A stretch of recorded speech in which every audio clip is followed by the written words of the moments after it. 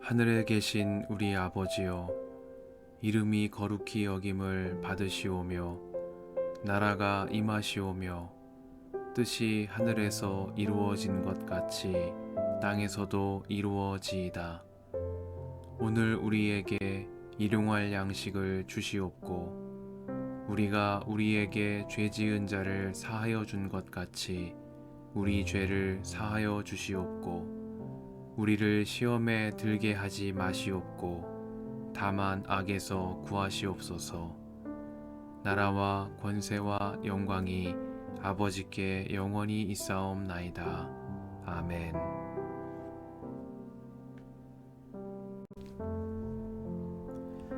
유다의 여호야김 왕이 왕위에 오른 지 3년이 되는 해에 바빌로니아의 느부갓네살 왕이 예루살렘으로 쳐들어와서 성을 포위하였다. 주님께서 유다의 여호야김 왕과 하나님의 성전 기물 가운데서 일부를 느부갓네살의 손에 넘겨주셨다.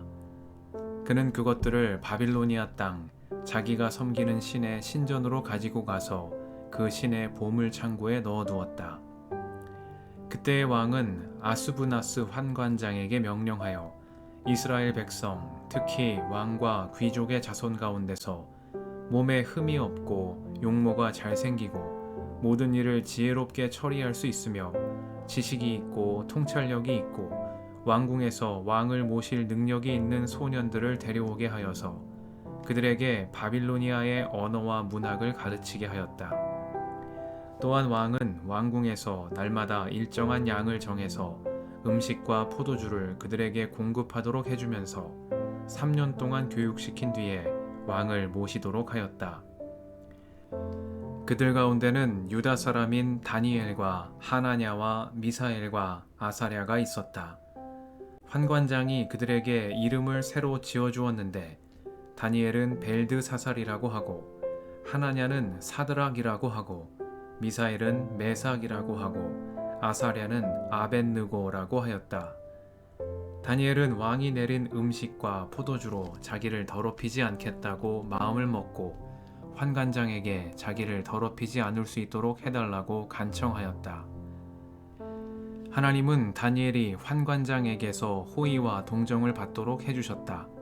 환관장이 다니엘에게 말하였다. 너희가 먹고 마실 것을 정해주신 분은 나의 상전이신 임금님이시다. 임금님께서 너희의 얼굴이 너희와 같은 나이의 젊은이들보다 더 상해 있는 것을 보시게 될까 두렵다. 그렇게 되면 너희 때문에 내 목숨이 임금님 앞에서 위태롭게 될 것이다. 다니엘은 감독관에게로 갔다. 그 감독관은 환관장이 임명한 사람으로서 다니엘과 하나냐와 미사엘과 아사랴를 감독하는 일을 맡은 사람이다. 다니엘이 그 감독관에게 요청하였다. 부디 이 종들을 열흘 동안만 시험하여 보시기 바랍니다. 우리에게 채소를 주어 먹게 하고 물을 주어 마시게 하여 보시기 바랍니다. 그런 다음에 우리의 얼굴빛과 왕이 내린 음식을 먹는 젊은이들의 얼굴빛을 비교하여 보시고 이 종들의 요청을 처리하여 주시기 바랍니다. 그래서 감독관은 그 말을 따라서 열흘 동안 시험해 보았다. 열흘이 지났을 때에 보니 그들의 얼굴빛이 왕이 내린 음식을 먹은 젊은이들의 얼굴빛보다 좋고 건강하여 보였다. 감독관은 그들에게 지정된 음식과 마실 포도주를 주지 않고 채소를 계속 주어서 먹게 하였다. 하나님은 이 네 젊은이들이 지식을 얻게 하시고 문학과 학문에 능통하게 하셨다. 그 밖에도 다니엘에게는 환상과 온갖 꿈을 해석하는 능력까지 주셨다. 왕이 정하여 놓은 3년 동안의 교육이 끝나는 날, 환관장은 교육을 받은 젊은이들을 모두 느부갓네살 앞으로 데리고 왔다. 왕이 그들과 말하여 보니 그들 가운데서 다니엘과 하나냐와 미사엘과 아사랴가 가장 뛰어났으므로 그들로 왕을 모시게 하였다. 왕은 그들에게 온갖 지혜나 지식에 관한 문제를 물어보고서 그들이 전국에 있는 어떤 마술사나 주술가보다도 10배는 더 낫다는 것을 알았다. 다니엘은 고레스 왕 1년까지 왕궁에 머물러 있었다.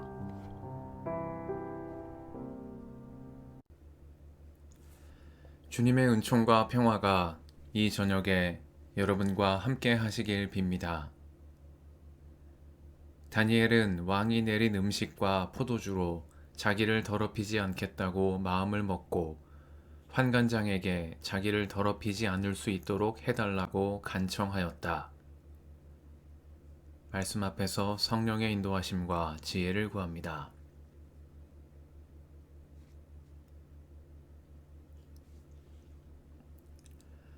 다니엘서는 주전 6세기경 유다가 바빌로니아 제국에 의해 멸망하고 백성들이 포로로 끌려간 바벨론 포로기의 상황에서 하나님 신앙을 굳건히 지켜나간 청년 다니엘과 그 벗들의 이야기를 들려줍니다.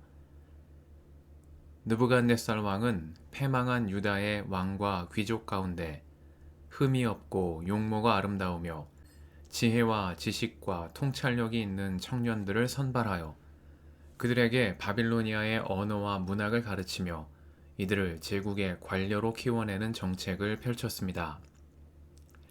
다니엘과 세 친구는 이렇게 선발된 유다의 청년들로 바벨론 왕궁에서 교육을 받으며 제국의 관료로 성장해 나갔습니다.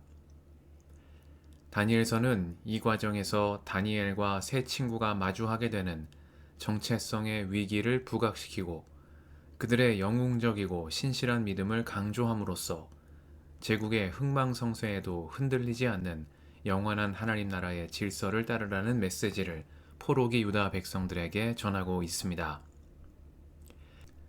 다시 말해 다니엘서는 다니엘과 세 친구의 신실한 믿음을 고난의 시대를 헤쳐나가는 이정표로 제시하고 있다 하겠습니다. 다니엘서 1장은 이런 배경을 간략히 설명한 후 곧장 다니엘의 용기 있는 저항을 보여줍니다.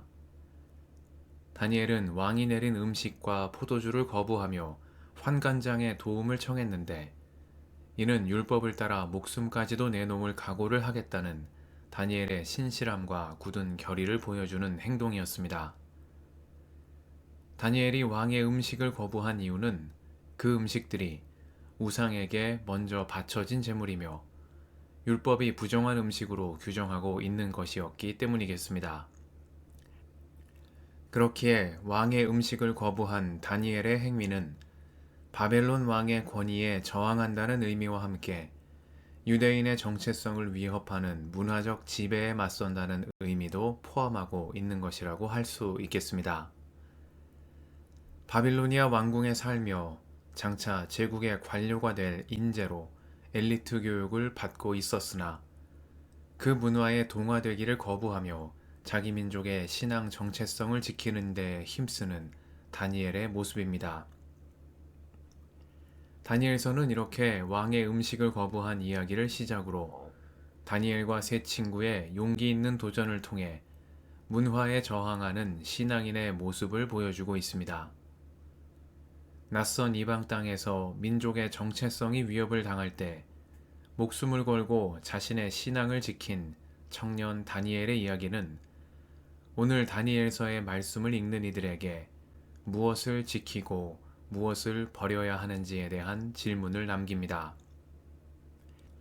다양성과 차이의 인정, 상호 관용이 문화적 규범으로 자리매김한 시대에 우리는 세상의 요구를 너무 쉽게 수용하며 살아온 것은 아니었는지, 하나님의 말씀이 기준이 되기보다 우리 시대의 가치관이 더 높은 기준이 되지는 않았는지, 왕의 음식을 거절한 다니엘의 결단 앞에서 오늘 우리의 모습을 돌아봅니다.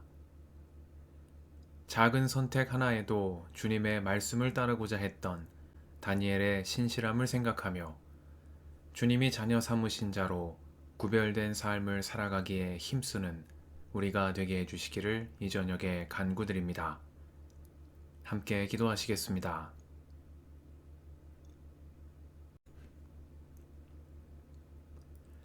주님, 오늘도 이 저녁을 허락하시니 감사합니다. 변화하는 세상 가운데 변하지 않는 주님의 말씀을 따라 옳고 바른 진리의 한 길로 나아가는 저희가 되게 하옵소서.